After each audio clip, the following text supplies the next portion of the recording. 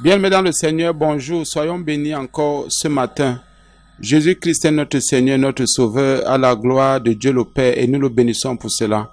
Le Seigneur nous donne encore un message ce matin, l'amour des disciples de Christ. Comment un disciple de Christ doit aimer, devrait aimer, ce qu'il y a à faire. Et la Bible nous donne la direction à tous ceux qui sont disciples de Christ, tous ceux qui sont des disciples. Tous ceux qui sont disciples, la Bible donne la direction. Et si quelqu'un veut ou voudrait s'en sortir avec Christ, qu'il s'appuie uniquement et exclusivement sur sa parole, la parole de Dieu. Et par l'Esprit de Dieu, il sera éclairé sur chaque verset, sur chaque mot, sur chaque phrase et à tous les niveaux. Pour cela, comme nous allons voir l'amour des disciples de Christ, nous allons voir comment le conseil que Jésus donne à ses disciples, comment les disciples devraient aimer et qui est-ce qu'ils doivent aimer. Nous avons déjà donné cet enseignement ici, c'est vrai, mais Jésus insiste parce qu'il y a une façon de vivre que nous avons perdu. L'amour du disciple, cet amour est déjà mort en nous. Nous ne l'avons plus. Nous sommes dans Matthieu 5. Et vous savez, il y a des enseignements que nous avons reçus. Nous sommes en train d'y revenir. Pourquoi? Parce que c'est important. Ceci pour réchauffer encore quelqu'un. Ceci pour ramener quelqu'un. C'est pour que les pensées de quelqu'un changent. Vous savez, il y a des choses qui doivent rester inscrites en nous, gravées en nous.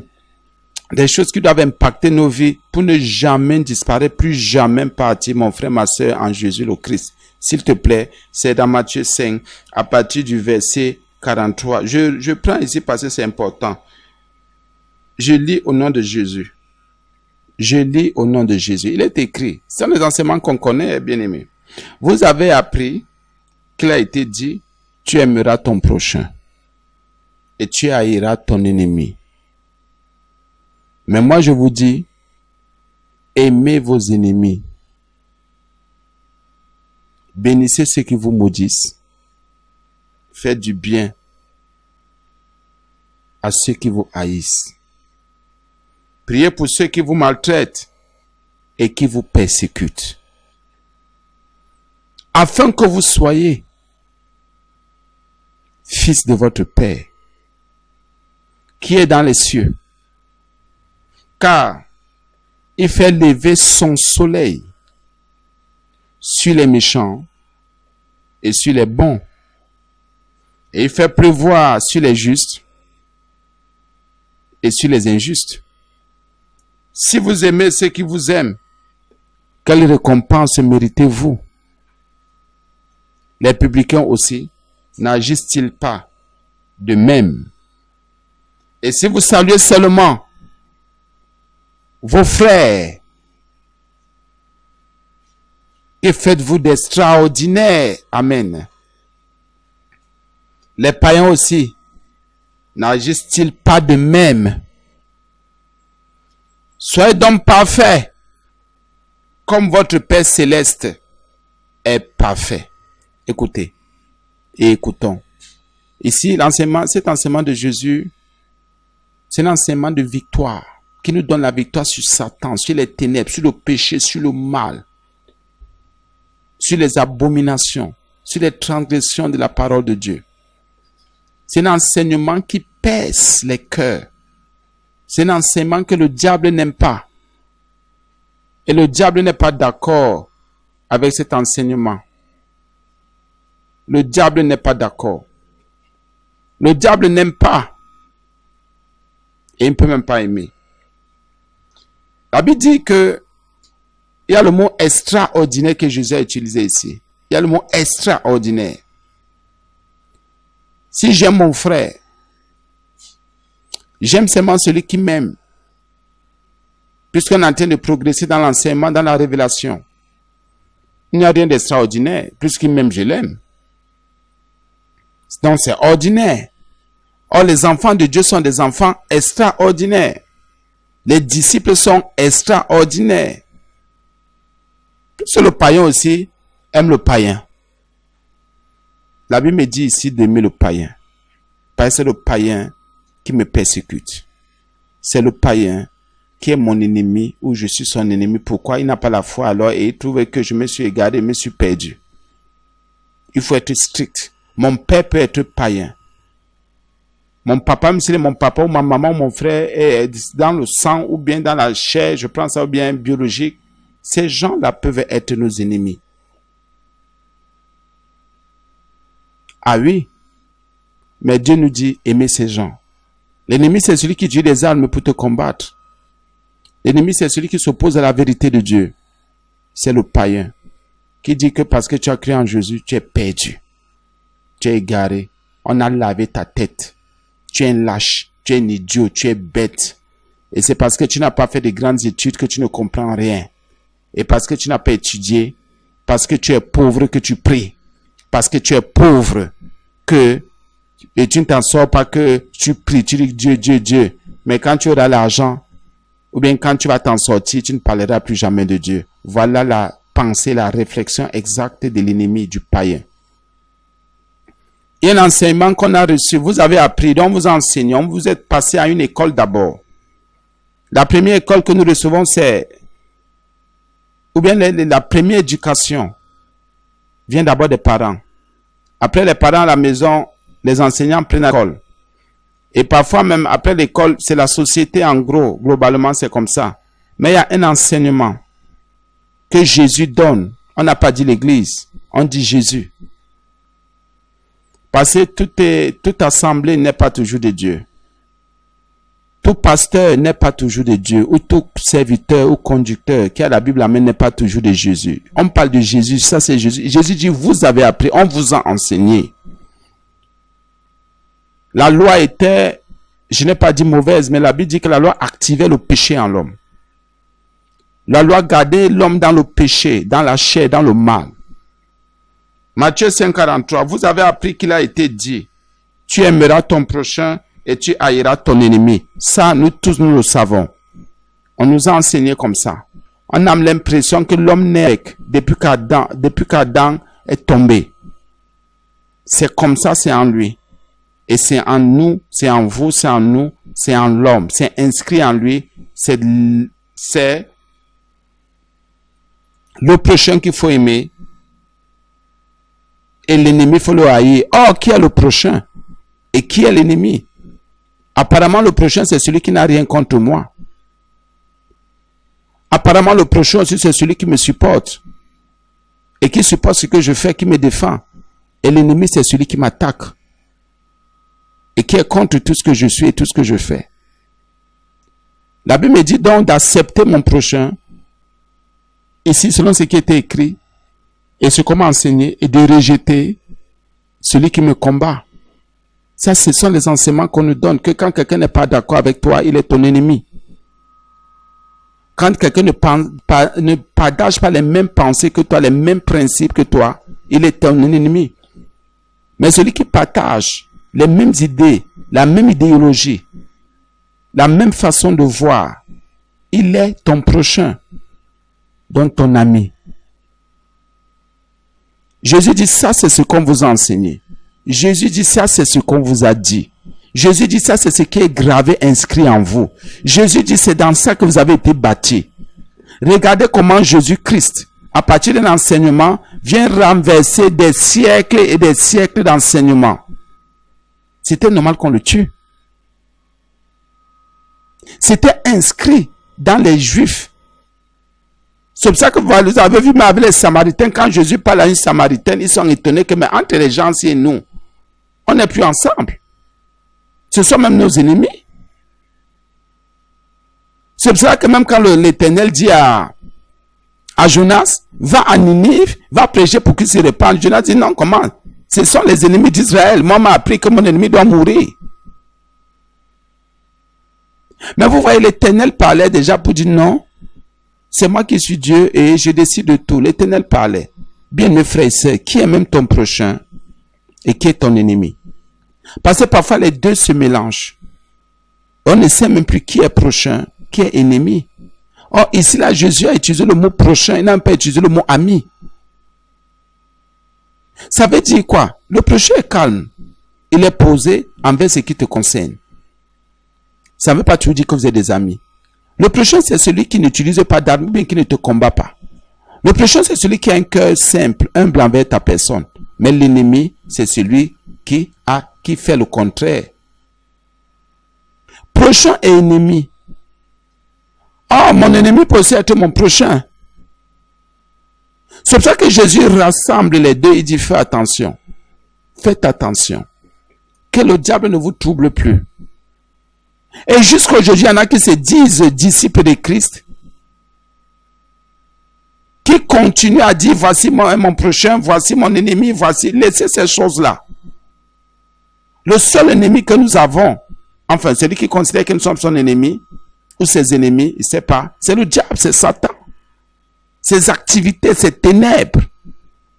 Parce que lui, tous les jours, il est en activité, il nous attaque, il utilise des armes, il utilise même ceux que nous aimons, que nous considérons comme prochains, pour nous attaquer, et c'est là où ils deviennent plutôt nos ennemis. Donc nous devons faire attention. Celui qui est ton prochain aujourd'hui, parce qu'il a ouvert la bouche, il a dit ce qui ne te plaît pas, ou bien tu as dit ce qui ne lui plaît pas, il devient ton ennemi, et tu deviens son ennemi. Donc maintenant, nous croyons que c'est au niveau de là, il faut qu'on pèse la notion de prochain et d'ennemi. À quel moment quelqu'un est mon prochain, et à quel autre il devient mon ennemi. À quel moment quelqu'un quitte d'ennemi à prochain et de prochain à ennemi. Parce que selon l'enseignement que Jésus libère, on se rend compte que c'est juste un pas. C'est alors maintenant celui qui est disciple qui devrait gérer la situation. Et parce qu'en fait, même il n'y a pas de différence entre le prochain et l'ennemi. Je peux confesser quelque chose là maintenant, parce qu'on s'entendait bien. Je gâte tout. Et ce que j'ai dit a été une arme que tu as reçue dans la poitrine. Parce qu'il y a des paroles qui sont des armes. Il y a des mots qui sont des armes. Je vais quitter de prochain à ennemi. Si tu es mon épouse, tu es mon mari, tu es mon enfant, est-ce que c'est pour autant que je vais plus te dire bonjour, je vais te rejeter? Bien aimé, cette notion-là, il faudrait qu'on les étudie vraiment. La notion de prochain et la notion d'ennemi. Est-ce que l'ennemi, bien aimé, il y en a qui mangent avec les ennemis, qui dorment avec les ennemis, qui font des enfants avec les ennemis, il y en a qui bâtissent avec les ennemis. Où est alors la limite? Je crois qu'il n'y en a pas. Il n'y en a pas. Jésus est venu sur terre, n'oublions pas. Or, tous les terrestres étaient opposés à Jésus, à la parole de Dieu. Mais Jésus est quand même venu. Maintenant, revenons à l'époque de Jésus. Alors, Jésus devait nous considérer comme ses proches ou prochains, ou bien comme ses ennemis. Que devait être la pensée de Dieu en ce moment? Dieu a dit, et il a considéré qu'il fallait seulement qu'il fasse du bien. Ça veut dire quoi? La justice de Dieu, c'est le bien. Soit mon prochain, soit mon ennemi, ce qui devait ressortir du disciple, c'est le bien. Pas autre chose. C'est ce que Jésus trouvait juste. C'est ce qu'il trouvait juste. Je reprends dans Matthieu, parce que le reste coule. Si on a compris cette notion, ce mot, ou ces mots, prochain et ennemi. Dans le prochain, il y a proche, il y a à côté, il y a partage, il y a amour, il y a amitié, il y a compréhension, il y a tout ce qu'on peut imaginer de bien. Mais dans l'ennemi, il y a éloignement, il y a combat, il y a inimitié, il n'y a pas alliance. Mais Jésus dit ici, faites attention. C'est pas pour ça que je suis venu sur terre. Je suis venu vous apprendre à désapprendre ce que vous avez appris. Vous êtes né avec, vous avez grandi dans ça. Et partout vous êtes passé, que ce soit dans vos familles, à l'école, dans la société, partout, au travail. On vous a donné une éducation spirituelle qui est une erreur aujourd'hui. Parce que le royaume des cieux n'est pas ce qu'on imagine là. C'est un royaume d'amour, un royaume de bien et de bienfait, de bienveillance. C'est un royaume où l'amour prime surtout. C'est un royaume où la bonté est éternelle. C'est un royaume où la lumière, la justice, la vérité règnent éternellement. C'est un royaume, oh bien-aimés frères et sœurs, où la miséricorde brille. Jésus est Dieu. Ses enseignements sont éternels. Ce qu'il a dit ne s'éteindra jamais. Reçois vraiment cette pensée. Qui est ton prochain? Qui est ton ennemi? Pourquoi tu fais l'amalgame? Laisse-la faire là. Tu n'as pas de prochain, tu n'as pas d'ennemi, tu devrais seulement faire ce qui est bien. Que le bien sorte de toi.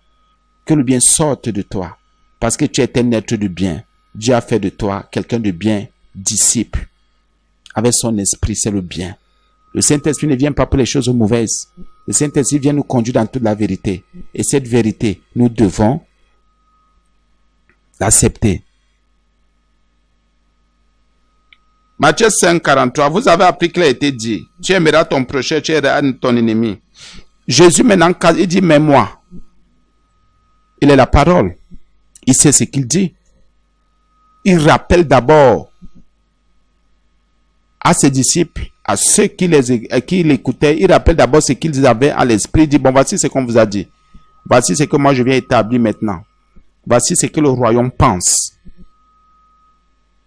Ça veut dire quoi? C'est ce que Jésus dit qui est bon. C'est ce que Jésus établit qui compte. Mais nous, aujourd'hui, dans nos assemblées, dans nos maisons, nous disons, oui, c'est vrai, mais on commence à raisonner. Ça nous tue. Ça nous tue. On dit, ne fais pas du mal à ton frère. Non, quand même, il faut savoir se venger un peu. Non. Non, il m'a fait du mal, mais le peu la raison à mon cœur, tu racontes des histoires. Pécheur. Pécheur. Païen. Païen. Tu n'es pas disciple. Un vrai disciple ne dit pas voici mon prochain, voici mon ennemi. Il fait juste ce qu'il a fait.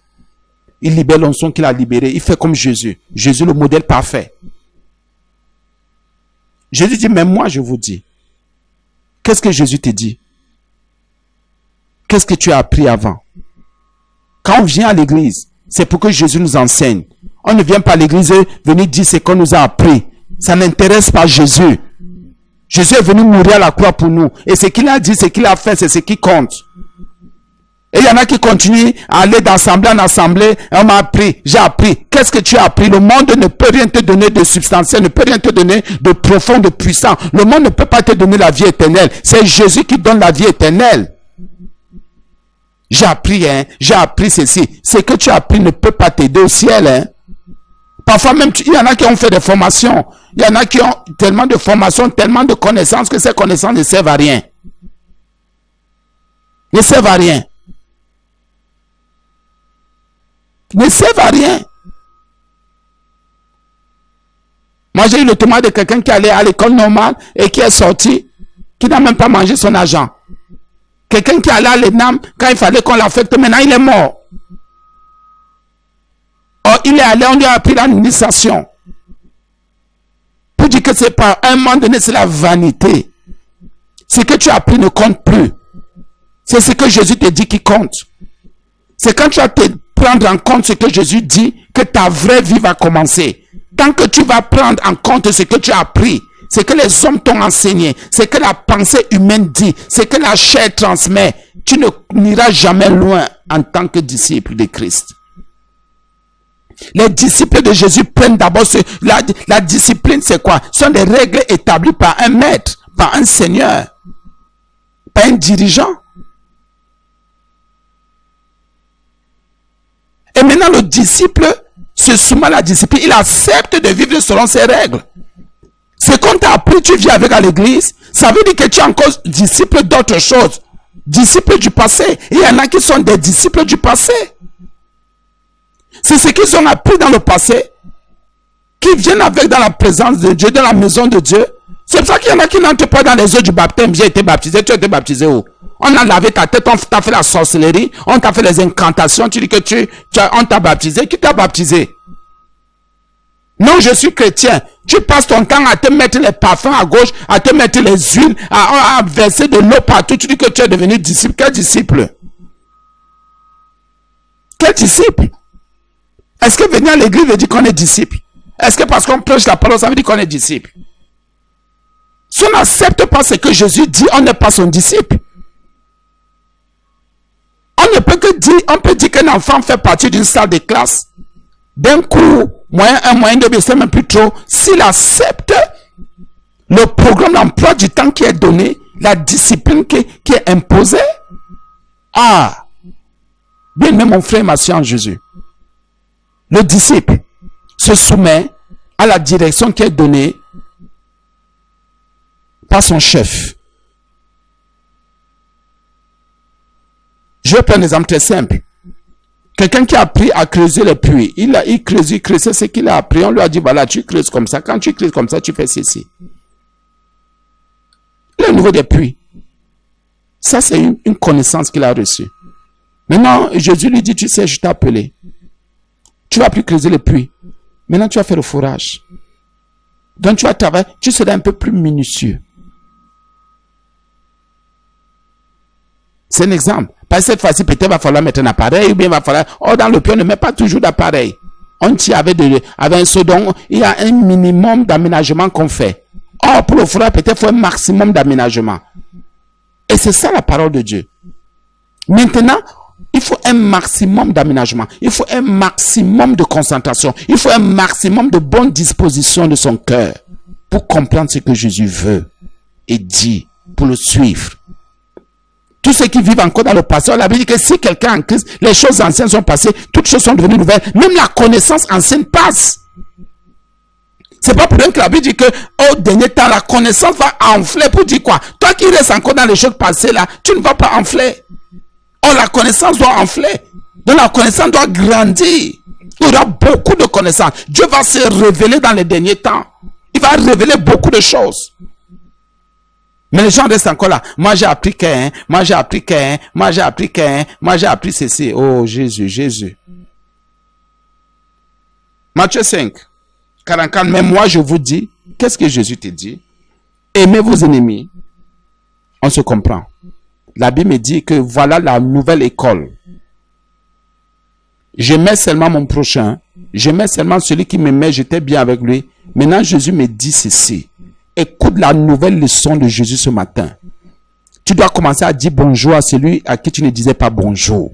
Tu dois commencer à saluer celui que tu ne saluais pas. Tu dois commencer à vivre en paix avec celui qui n'était pas en paix avec toi. Tu dois apprendre à te réconcilier avec ceux soi-disant qui te combattaient ou que tu combattais. Maintenant, il faut briser ton orgueil. Dieu a dit, je vais briser l'orgueil des nations. Dieu a dit, je vais casser l'orgueil des nations. Dieu a dit, je vais détruire l'orgueil des nations. Dieu a dit, je vais déraciner l'orgueil des nations. Que ton orgueil aujourd'hui soit brisé dans le nom de Jésus. Que ton orgueil tombe. Il dit, mais moi je vous dis, Jésus nous envoie vers nos ennemis. Et il dit que si nos ennemis viennent à nous ou viennent vers nous, qu'on leur ouvre les bras, ils ne nous feront rien. Ils ne peuvent rien nous faire. Parce que tant qu'on va s'appuyer sur la parole de Jésus, nous avons la garantie éternelle de la protection. La garantie, la Bible est notre refuge, notre forteresse, notre avant et notre arrière-garde. C'est Jésus qui est notre avant et notre arrière-garde. Et ce qu'il a dit, je m'appuie sur sa parole. Et quelqu'un a dit, Seigneur, comme tu l'avais dit, c'est ce que je vais faire. Même Pierre lui a dit, Seigneur, sur ta parole, tu sais, Seigneur, Jésus a dit, va pécher. Et Seigneur, toute la nuit, on était là, ça n'a rien donné. Je vous dis d'aller pécher. Bon, Père, Seigneur, sur ta parole, je le fais. Oui, sur la parole de Dieu. Pourquoi? Pierre a vu que ses pensées étaient encore dans le passé. Il a passé toute une nuit de galère, toute une année de galère, tout un temps de galère, ça arrive à quelqu'un. Maintenant, il dit, Seigneur, puisque tu l'as dit, je le fais. Apprenons maintenant à abandonner nos expériences passées pour nous tourner vers ce que Dieu nous donne. Apprends à abandonner tes expériences passées, apprends à abandonner tes douleurs passées, apprends à abandonner ta vie passée pour te tourner vers la vie que le Christ te promet, le Christ te donne, le Christ t'engage, c'est un engagement. Il te dit, voici ce que moi je te dis. Tu as appris quelque chose, mais ça ne peut pas te faire vivre au ciel. Ça va t'envoyer en enfer. Maintenant, moi je te dis, aime ceux qui ne t'aiment pas. Aime ceux-là. Pardonne à celui qui ne t'aime pas. Sois patient envers celui qui ne t'aime pas. Dis la vérité à celui qui ne t'aime pas. Même si tu sais que quelqu'un est hypocrite, toi sois vrai. Même si tu sais que quelqu'un est méchant, toi sois bon. Même si tu sais que tu vis avec quelqu'un, il est là, il a 5 000, il garde. C'est sur tes 1000 francs qu'il faut manger. Il n'y a pas de problème. Toi, sois bon envers cette personne. Ce n'est pas être idiot, c'est être bon. Écoutez, c'est la parole de vérité que Jésus prêche. Jésus n'est pas venu séduire les cœurs. Non, tu sais, avec tes ennemis, quand tu as constaté cela, vis comme ça, fais comme ça. Ce sont des histoires, ce sont des gens qui vous perdent et qui vous empêchent de manifester la vie des disciples de Christ. La Bible dit, aime ton ennemi. Ouvre tes bras à tes ennemis. Il y a le mot ici, vos ennemis, c'est le pluriel. Donc, la Bible reconnaît qu'on peut avoir un ennemi de plusieurs. Où est le problème? Où est le problème? Arrêtons, brisons ces barrières. Nous avons trop de barrières dans nos cœurs. Nous avons trop de choses dans nos cœurs. Et c'est pour ça que parfois même physiquement nous sommes malades. C'est pour ça que même spirituellement nous sommes malades. C'est pour ça que nous sommes des malades. Je n'ai pas dit potentiel, mais nous sommes des malades. Nous sommes des malades. Nous avons besoin de guérison. Et il y en a qui sont accrochés là. Il m'a fait trop de mal, hein. Ça m'a trop touché. Ils m'ont fait trop de mal. Elle m'a fait trop de mal. Donc tu n'as pas fait du mal à qui? Ou de mal à qui? Qu'est-ce que tu n'as pas attaqué? Pas tes mots, pas tes paroles, pas ton attitude, pas ta façon d'être, pas ta façon de faire. Qui n'a pas été mal à l'aise? Pourquoi veux-tu tirer la couverture de notre côté? Toi-même, tu t'es aussi fait ennemi un jour. Ennemi de quelqu'un qui vivait en paix avec toi, qui avait de bonnes pensées, qui avait un amour parfait. C'est ça l'égoïsme de l'homme. C'est-à-dire l'homme voit seulement ce qu'il a subi et mais il ne voit jamais ce qu'il a fait subir aux autres. L'homme voit seulement ce qu'il subit. Il subit, mais il ne voit pas que les autres sont aussi en train de subir son poids, de subir son orgueil, de subir ses méchancetés. Jésus te dit aujourd'hui, si tu es disciple de Christ, si tu as accepté Jésus comme Seigneur et comme Sauveur, Jésus te dit, aime tes ennemis. C'est un exercice spirituel. Arrête d'aimer seulement ceux qui t'aiment. Aime ceux qui ne t'aiment pas. Va vers eux. Cherche ces gens. Dis, je suis venu. Parce que la Bible me dit, dans Matthieu 5, verset 44, de t'aimer, je te pardonne. Pardonne-moi. Faisons la paix. Moi, je suis vrai, je suis sincère. Ça, c'est une mission et c'est la plus grande mission. Non, c'est celle-là. Eh pardon, je ne veux pas entendre parler de celui-là. Eh pardon, je ne veux pas entendre parler de celle-là. Oh, vraiment. Oh, païens. Et les païens sont là. Seulement mes ennemis, mes amis que j'aime. Seulement mes projets que j'aime. Païens. C'est pour ça qu'il faut qu'on chasse tous les païens de nos assemblées qui ne veulent pas se convertir. Ils viennent là. Ils ne veulent pas avoir des alliances. Vraiment, il faut qu'on chasse les gens. Il faut qu'on chasse les gens des églises. Qu'on chasse les gens des assemblées. Ils viennent là. Ils ne veulent pas avoir affaire avec quelqu'un. Non, je suis dans mon coin, dans mon côté. Dès que l'église est finie, le culte part. Voleurs. Ce sont des voleurs. Et tu dis que tu viens écouter la parole. Quelle parole? La parole de Jésus. Jésus qui te dit d'aimer. Considère que toute l'assemblée là est ton ennemi. Et alors parce que tu es grande, tu es grand, vous êtes grand, allez vers les autres. Considère même que toute ta famille naturelle, biologique, considère que ce sont tes ennemis. Va, allez, vas-y. Ou bien ceux qui viennent te disent, tu sais vraiment, ouvre les bras, ne rejette pas. Même si quelqu'un vient par hypocrisie. N'est-ce pas Paul a dit aux gens, que les gens disent, quelque part on dit, un Seigneur, il y en a qui chassent des démons à ton nom. Jésus a dit, si c'est à mon nom, où est le problème? Ça ne veut pas dire qu'il faut rester dans le péché, non. Même Paul a dit, dans tous les cas, il prêche Christ. Bon, même si c'est pas en vie, même si c'est pas combattu, il prêche. Bon, dans tous les cas, Christ est prêché. Mais ça ne veut pas dire qu'il faut rester dans le péché, parce que chacun rendra compte de ce qu'il aura fait dans son corps mortel, dans son corps terrestre. Bien, mes frères et sœurs, écoute un peu ce matin. Jésus te dit d'aimer. Il y a des gens que tu sais là. Tu sais que tel est mon ennemi. Tu ne veux rien avoir à faire. Tu ne veux rien partager. Tu ne veux plus jamais t'asseoir avec ces gens. Tu n'es pas encore devenu disciple de Christ. Tu es encore dans les rancœurs. Tu es encore dans les rancunes. Tu es encore dans les haines. Tu pries pour rien. Tu n'auras rien du Seigneur. Tu ne recevras rien. Vous croyez que la bénédiction c'est quoi? La bénédiction c'est le bien que j'accepte que Dieu a déclaré dans ma vie. Dieu te dit quelque chose. Le bien que tu veux là. Aime tes ennemis. Aime tes ennemis. Et la puissance de Dieu va se manifester même dans le cœur ou les cœurs de tes ennemis. Là, j'avais mauvaise disposition. Tu verras comment les choses vont s'arranger. Qui est même ton ennemi? Et vous savez, parfois on fait du mal aux gens. Non, tellement fait. Laisse ça. Laisse la faire là. Nous sommes venus sur terre souffrir. Nous sommes là pour la souffrance. Laissez-nous les choses là. Les choses, les gens qui chantent, je ne suis pas né de nouveau pour souffrir de nouveau. Vous trouvez que ça c'est un morceau, comme je vous dis, vous trouvez que ça c'est le Saint-Esprit qui dit ça. Oh, Jésus a prophétisé, vous aurez des tribulations dans le monde.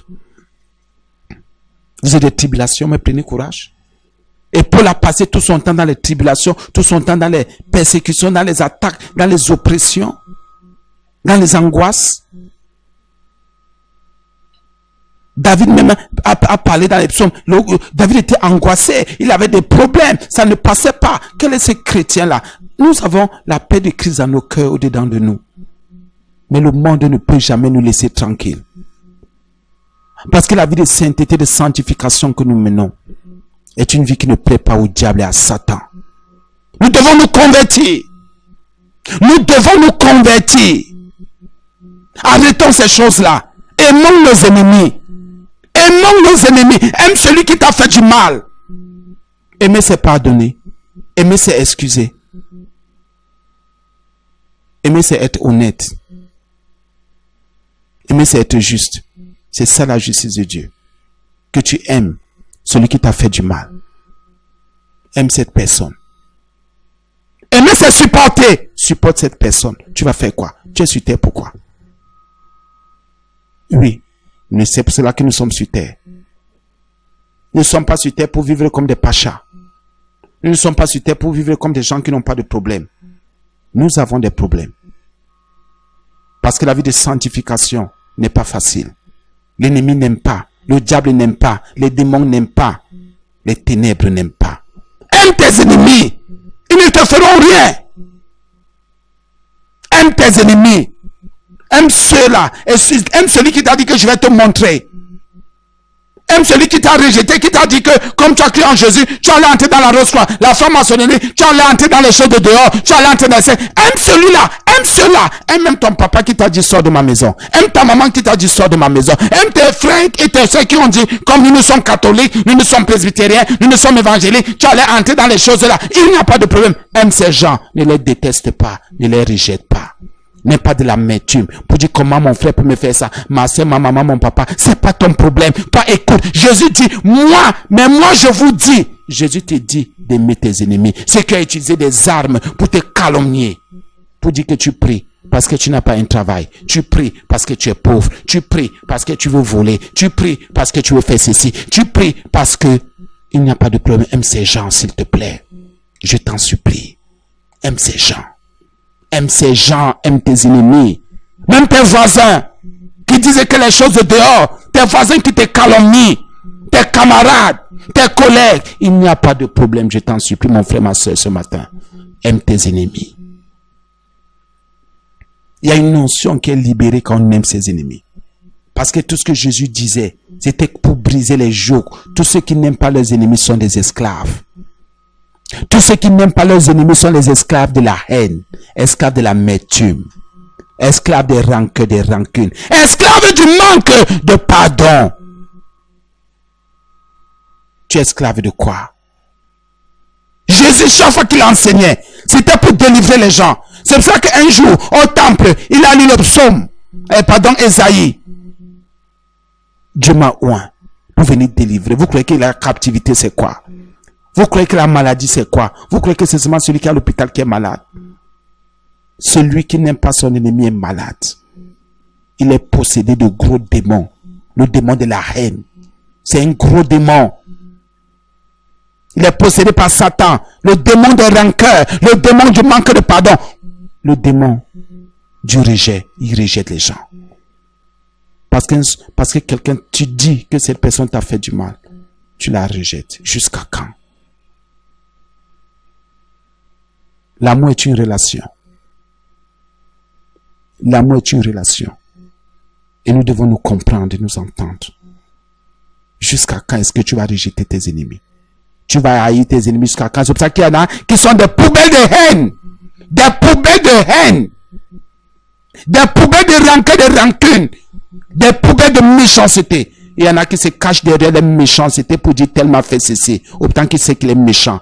Parfois, personne n'a même rien fait. Il y en a qui nous ont fait du mal par ignorance. Il y en a qui nous ont même fait du mal par amour. Ils voulaient tellement bien faire mais ils ne savaient pas comment exprimer ou poser des actes. Mais ça s'est mal passé. C'est à toi de comprendre que mais telle personne même, cette personne a voulu me dire des mots, mais des choses bien, mais peut-être ce sont les paroles qui manquaient. Cette personne voulait faire du bien. Mon frère, ma soeur, Jésus n'est pas fou.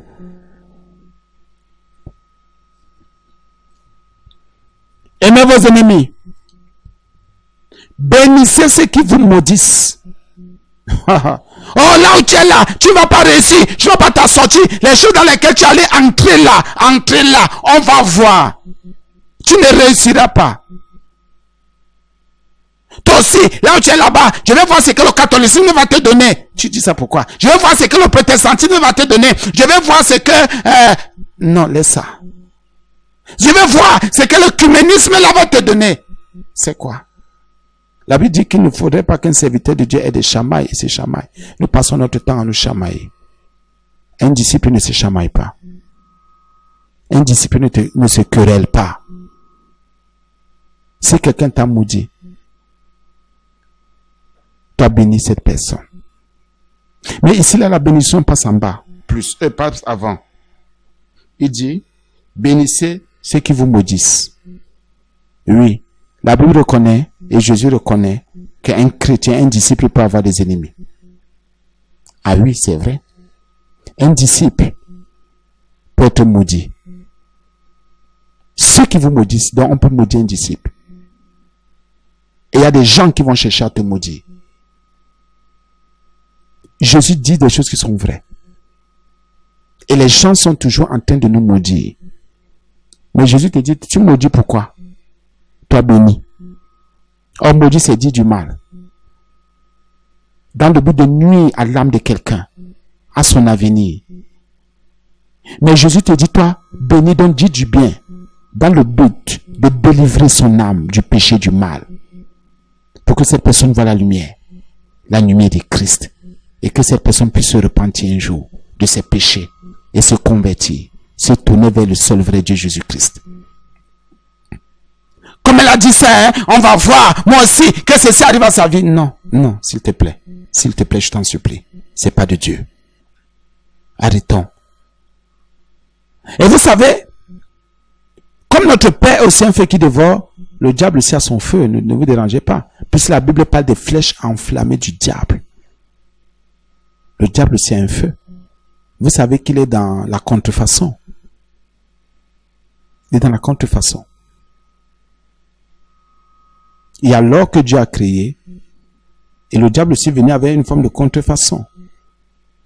Et c'est pour ça qu'on a l'impression que le diable crée. Autant qu'il est juste dans la contrefaçon, il est dans le faux, dans le mensonge.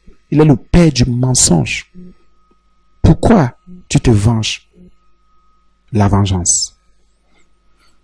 Genre les chrétiens qui passent tout le temps à se venger. Comme il a dit ça, moi aussi j'ai dit ceci. Comme il a fait ça, moi aussi j'ai fait cela. Non, tu es en train de te venger. Arrête ça. La Bible dit qu'à lui seul soit la vengeance, lui seul la rétribution. C'est lui seul qui sait comment venger, comment rétribuer, comment rendre à chacun le mal qu'il a fait. Laissez le Seigneur rétribuer, laissez le Seigneur rendre à chacun le mal qu'il a fait. Et qu'il fait. Toi, c'est interdit de maudire. C'est interdit de maudire, il faut seulement bénir. Que le Saint-Esprit se manifeste, on est d'accord. Que Dieu se venge, on est d'accord, il est souverain. Mais nous, la Bible nous dit seulement de bénir. Bénir nos ennemis, oh. Bénir tous ceux qui ne nous aiment pas, oh. Bénir même ceux qui nous maudissent. Si quelqu'un t'a dit un jour que tu ne t'en sortiras pas, tu ne réussiras pas. Ce sont ces mots, ce sont ces paroles. Mais qu'est-ce que ça veut dire? Ça veut dire que ce qui anéantit une malédiction, c'est la bénédiction que toi tu prononces sur la personne. C'est tout, hein. Et tu t'appuies sur Matthieu 5 que Jésus nous a donné ce matin. Pour dire, Seigneur, voilà cette personne vient de me maudire. Tu m'as dit de bénir ceux qui me maudissent. Seigneur, je bénis cette personne au nom de Jésus. Que cette personne prospère. qu'elles réussissent, qu'elles s'en sortent, qu'elles soient en bonne santé, qu'elles grandissent, qu'elles croissent dans la présence de ta pensée, de ta parole. Ah oui, nous devons bénir. Ce n'est pas en disant feu. Non, c'est pas le problème, ça ne résout aucun problème. Au contraire, si tu sais que tel, quand on dit que bénissez ceux qui vous maudissent, ça veut dire que tu sais que quelqu'un, tu sais qui t'a maudit. Tu sais qu'il a utilisé des paroles mauvaises. Tu sais qu'il a utilisé des paroles méchantes. Des paroles de régression, des paroles de dénigrement. Tu sais qu'il a fait et qu'il le fait. Mais ça ne dérange pas. Mais Dieu te dit, toi bénis. Toi dis du bien. Béni, c'est prophétiser le bien dans la vie de quelqu'un. Parce que tu es un disciple, tu es un prophète, tu es une prophétesse. Allez, mon frère, ma soeur, vas-y, toi, prophétise. Alléluia. C'est même là où il faut parler en langue. Il faut bénir le Seigneur pour cette personne. Il faut élever l'Éternel des armées pour cette personne. Il faut élever Jésus pour cette personne qui te maudit. On ne t'a pas dit d'envoyer le feu ici. Mais on t'a dit de bénir. Bénir aussi, c'est donner ce que tu as en ta possession. Le bien qui peut sortir de toi. Que tout le bien qui est en toi sorte pour cette personne. Pour que cette personne comprenne que ces mots ne peuvent pas nuire à ta santé spirituelle. Ces paroles ne peuvent pas te déstabiliser dans la croissance de ton âme. Rien. Et que ton esprit restera pur. Ce que l'autre dit ne peut pas rendre impur mon esprit. Ce que l'autre dit, parce qu'on dit que tout est pur pour celui qui est pur. Ce que l'autre dit, j'ai plutôt me donner un sujet de prière. Ça veut dire que cette personne a des problèmes. C'est pour ça qu'elle me maudit. Moi maintenant, je prends ça, je dis, mais cette personne a un problème. Un problème moral. Un problème émotionnel. C'est peut-être la peur qui fasse que les gens nous maudissent. Peut-être c'est lui qui t'est lié dans le monde des ténèbres que tu n'avances pas. Spirituellement, la vie qui ne peut plus te toucher, il vient maintenant physiquement te dire des choses. Dieu dit, toi, bénis-le. Bénis son travail, bénis ses enfants, bénis ses activités. Bénis même son âme. La Bible dit et continue. Oh Seigneur, tu es Dieu. Oh, je bénis Seigneur. Faites du bien à ceux qui vous haïssent. Jésus, tu es entré dans une belle famille. Tu vois ce que ta belle-mère te fait. Tu vois ce que ton beau-père te fait. Tu vois ce que ta belle famille te fait. Bien, mes frères et sœurs, si tu n'es pas disciple, tu vas passer du temps à faire, comme c'est écrit, je prends ce qui est écrit, à faire du mal.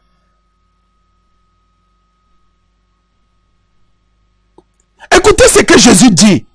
Bien, voilà la plus grande mission du disciple. Voilà les enseignements de la nouvelle alliance. Voici les enseignements du royaume que Jésus donne.